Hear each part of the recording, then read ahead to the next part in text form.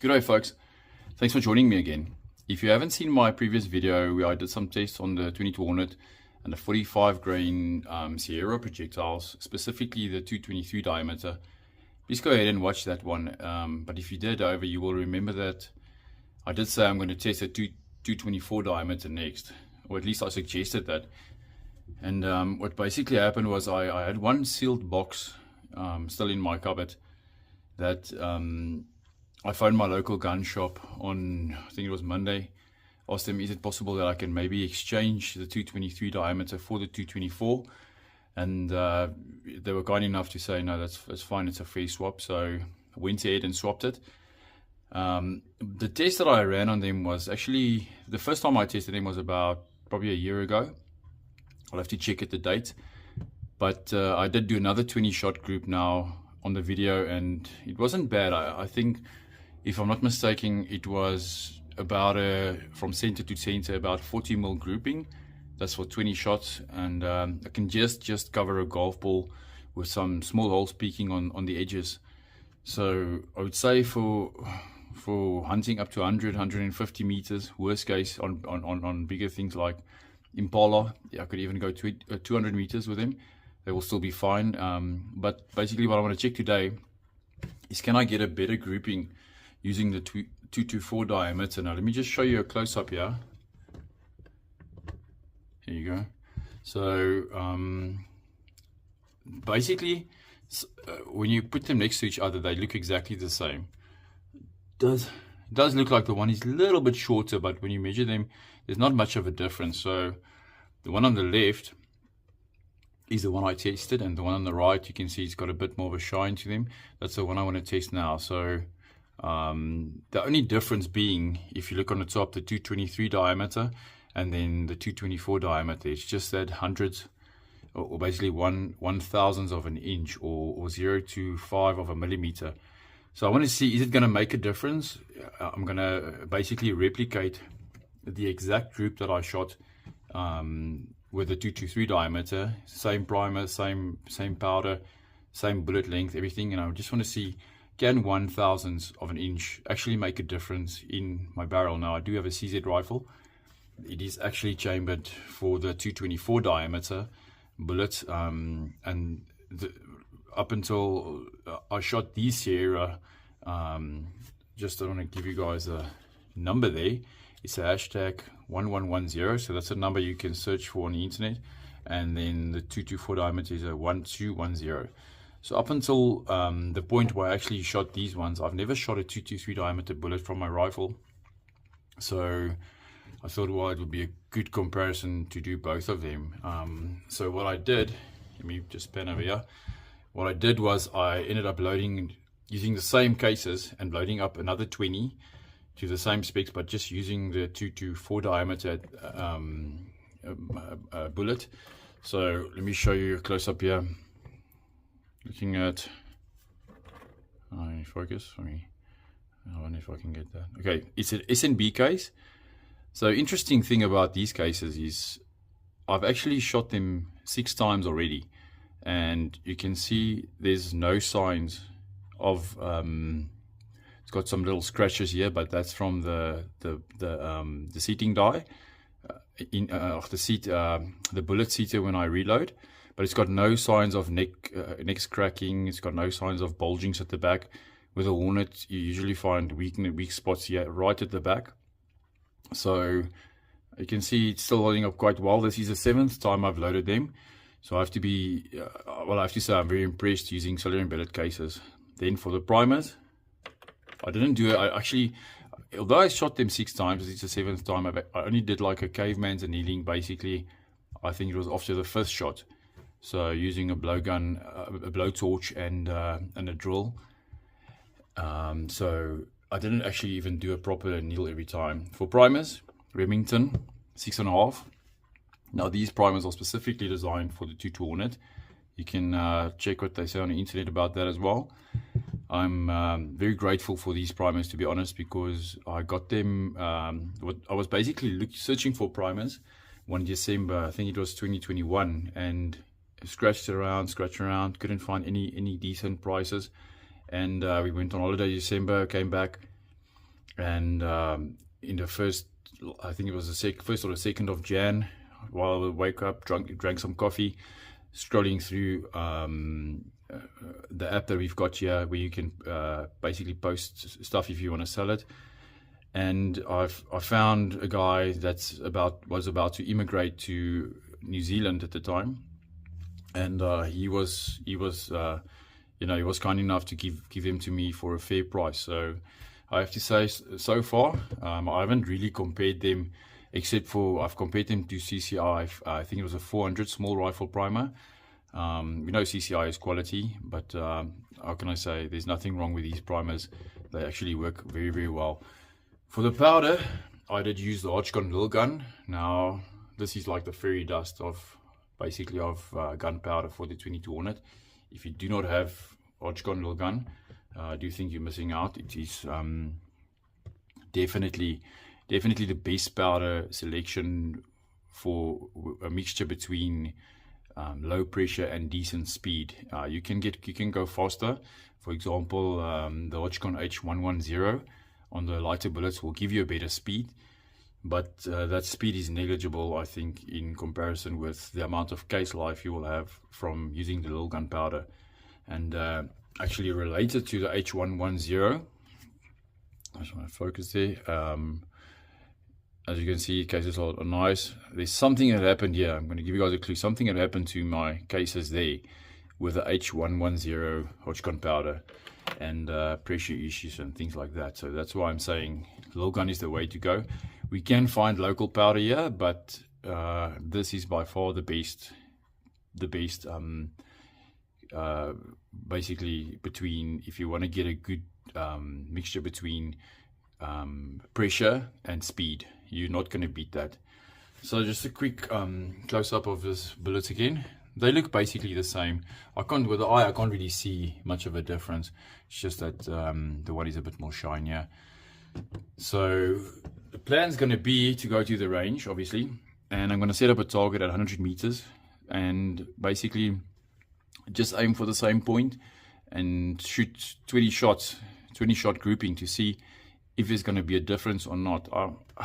If there's no difference, I would be fine with that. I'm still willing to hunt with them as they are. It's not a high BC bullet anyway, so I plan to use them short ranges anyway.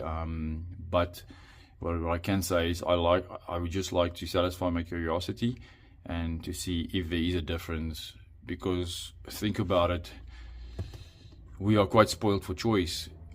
People always say that the Hornet doesn't have much options, but you cannot really find, for example, in a 308, from what I know, 2 different diameter bullets. So we do have a lot of options. We actually have more options at the moment. We've actually got 2 different diameter options. So I think we are really spoiled for choice. So yeah, let me head to the range and I'll set up the target, and I'll try and get a close-up through the scope, what it looks like when I'm shooting. And also what I will do is I'll do a time lapse of the grouping, so we can see how the pattern was and how they were dispersing from shot 1 to 20. Yeah, stay tuned. What do you think? You guys think it's going to change? Is it going to be worse? Is it going to be better? Honestly, I'm not sure. I don't even know where to start thinking about this one. Stay tuned.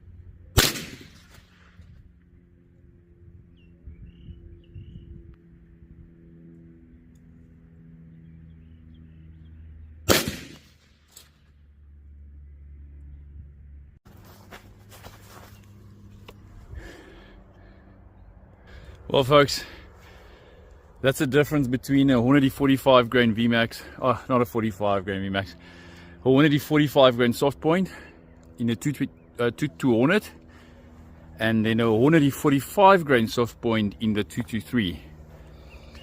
So you're basically looking at double the energy, about, if I'm not mistaken, about 80% more energy.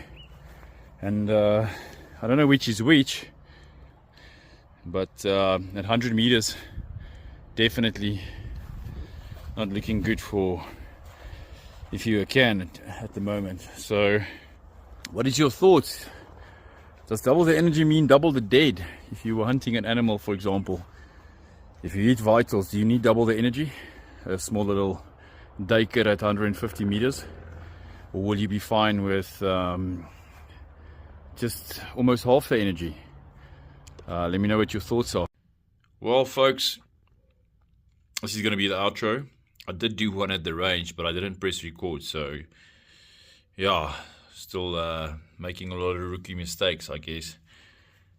You would have seen on the jittery footage from the what do you call it, time lapse, this is the group that I shot. So this distance from there to there, it's not bad. It's about, I think, 31 millimeters, the furthest. But this guy, I don't know what happened there. To be honest, this was my main point. I was happy about the shot. For whatever reason, it just ended up there. I'm not sure what the reason is. There wasn't a gust of wind. There was nothing. Just, I guess that's just the way it is. Now, this is obviously, if you look at it with a 224 diameter, 45 grain, and this was last week's I think it was last week when I did the grouping, the 20 shot. This was the grouping. So, and obviously that was with the 223 diameter. So you can see there is somewhat of a difference. I guess this one has got a better cluster. If it wasn't for that one, I don't know, whatever bastard of a shot, I guess things would be better. But you know, you can just as well say this about that shot, or maybe that shot. But this doesn't look as good, I have to be honest.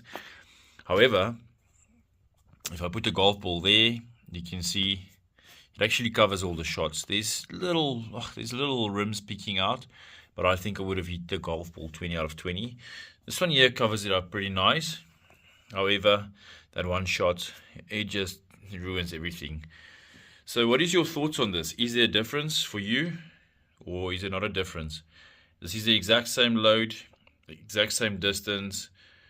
The only thing I did change, though, actually, I just wanted to change it up. On the 223, what I would do is I take a shot, wait a minute and a half, take a shot, and I'll do that throughout the whole 20 shot group. Yeah, I actually took 5 shots. So I would empty the mag, you know, try and aim as center as possible. Got a bipod in the front and a rear back for better stability.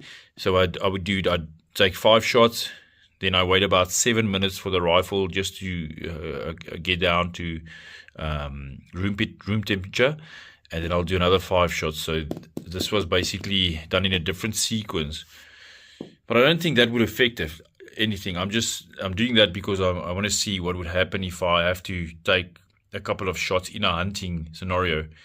So it's not bad. You'll see the point of impacts are different. The reason being, before I shot this, I on purpose took my scope up a few clicks, and this one, it was obviously back at the normal position. It is zeroed for a different bullet. So what are your thoughts on this? Is this perhaps a big difference? It's the same bullet, it's just a different diameter. What I am testing is consistency, not so much the accuracy itself. I want to know if I'm going to take 20 shots, if I'm going to adjust the scope for the mean point of impact to be on the center dot, and I'm going to go hunting with it, and I take 20 shots in a row. I want to see how the bullet's going to behave. So I can still hunt with this, definitely, no problem. But what's your thoughts on that? Is it bad? Is it good? Would you accept it? yeah, let me know. So I also want to just show you guys a rifle that I was using today.